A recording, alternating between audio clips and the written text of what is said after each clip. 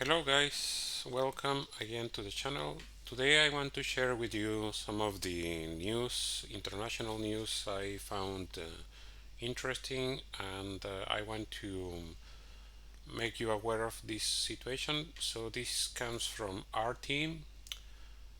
This is Russian Today.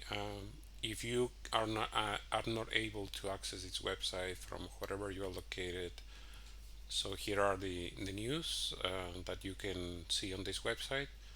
Is alternative news, alternative information, but probably you can Google the same titles and you can find different sources if you are not able to access the original one. I will post all the links in the comment sections, comment section of the video, so you can take a look and try to see if you can find it. So why is this relevant? Is because again provocation is the same situation that happened with Ukraine. There is a provocation now is on the other side of the world, is on Asia. And who are they provoking this time? They are provoking, of course, China.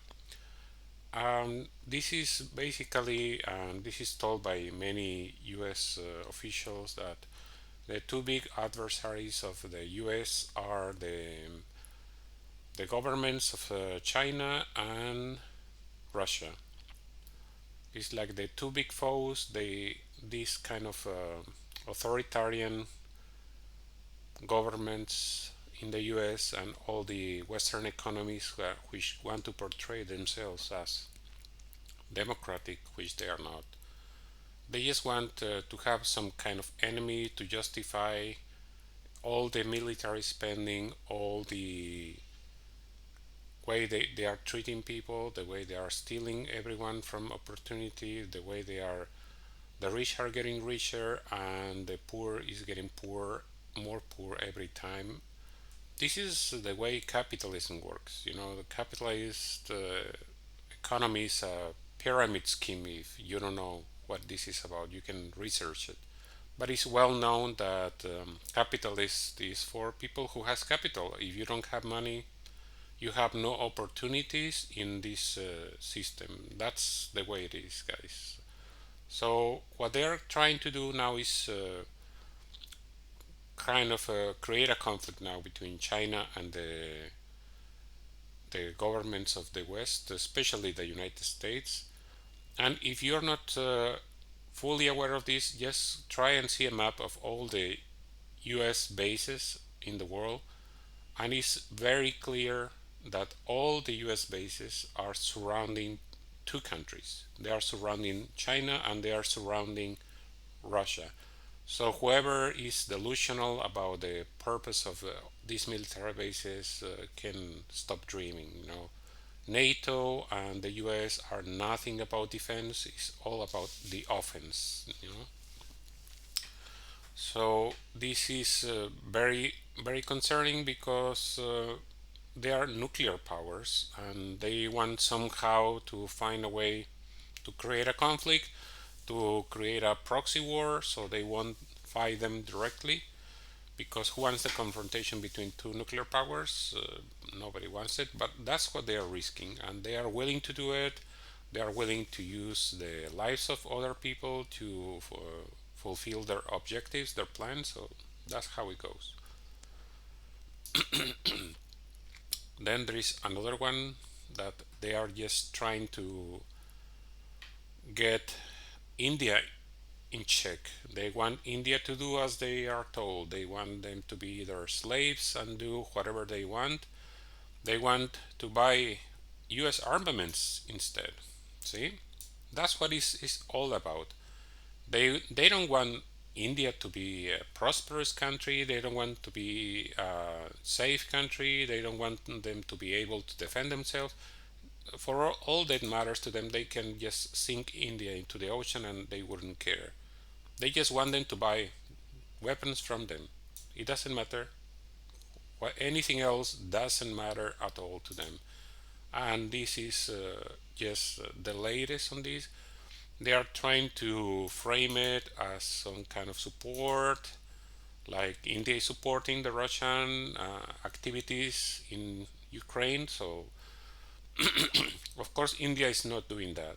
India is being very diplomatic, is trying to be as smart as possible in this whole situation. So it's good for India. It's good that India are good diplomats. They are going to do whatever is best for their people, and they want to buy Russian weapons. They are going to continue to do it. They won't conform to the dictates of the U.S. government. So that's something good, but it's good to make it clear what is the whole objectives.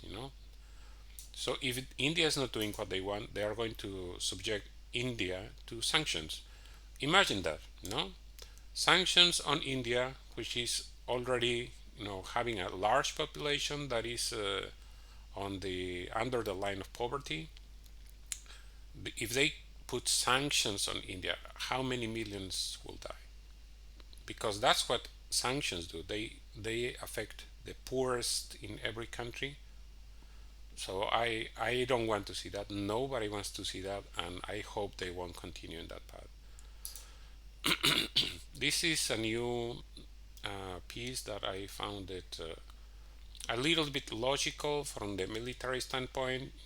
They say that they are going to create an alliance to work on the development of hypersonic weapons. So if you're not familiar with hypersonic weapons, you can search it.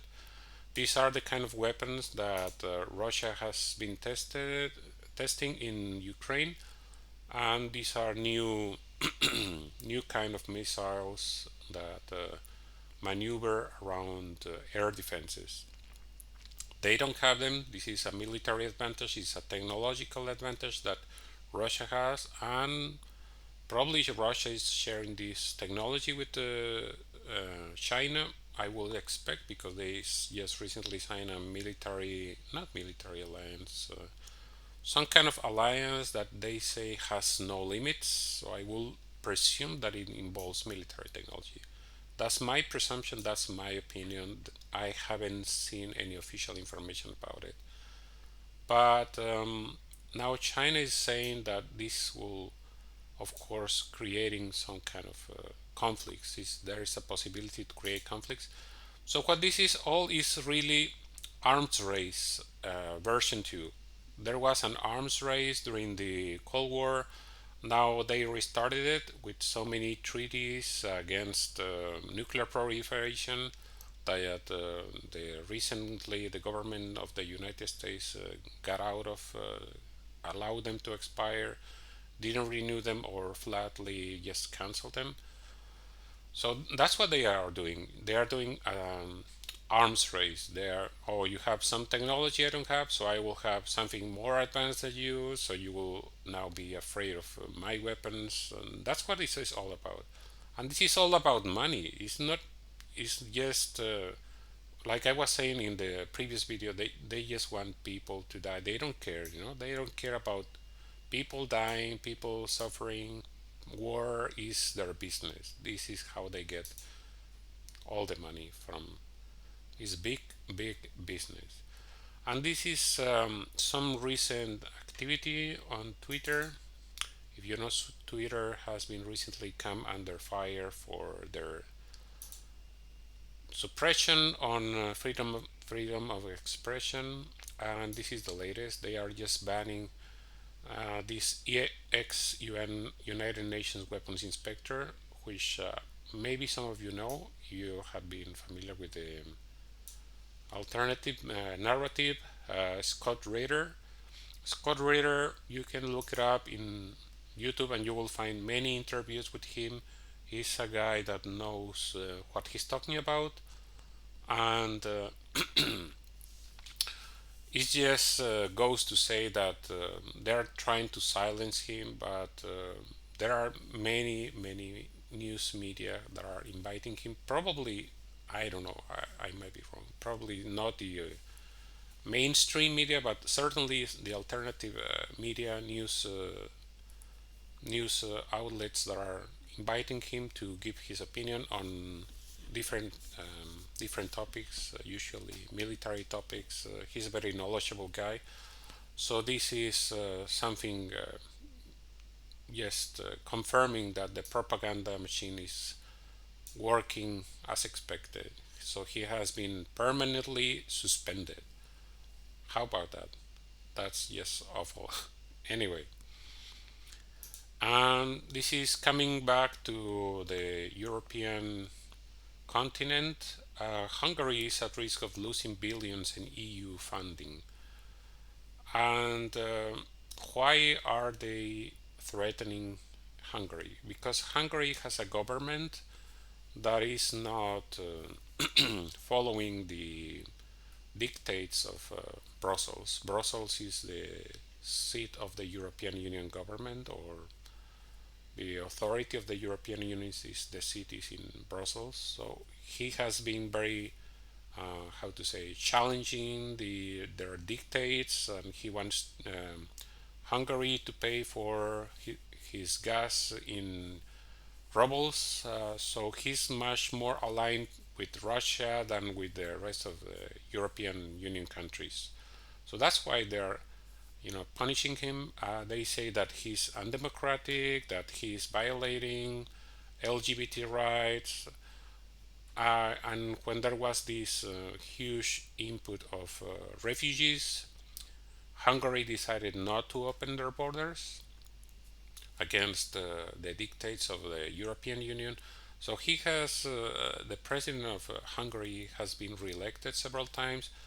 That's because his people likes him, likes the way he's governing, and apparently European Union doesn't like it. So that's how they do things in European Union. And this is another piece that now is related to Ukraine. So the European Union wants to end the war, but not in any way. Whatever this means is being repeated by several European Union leaders. So what they want is Ukraine not to make any concessions to Russia. So that's why they are sending weapons. That's why they want Ukraine to have some kind of leverage during the negotiations. But like many military strategies already mentioned in different media outlets, Ukraine already lost the war. The army is about to be destroyed in the east, which is the latest development.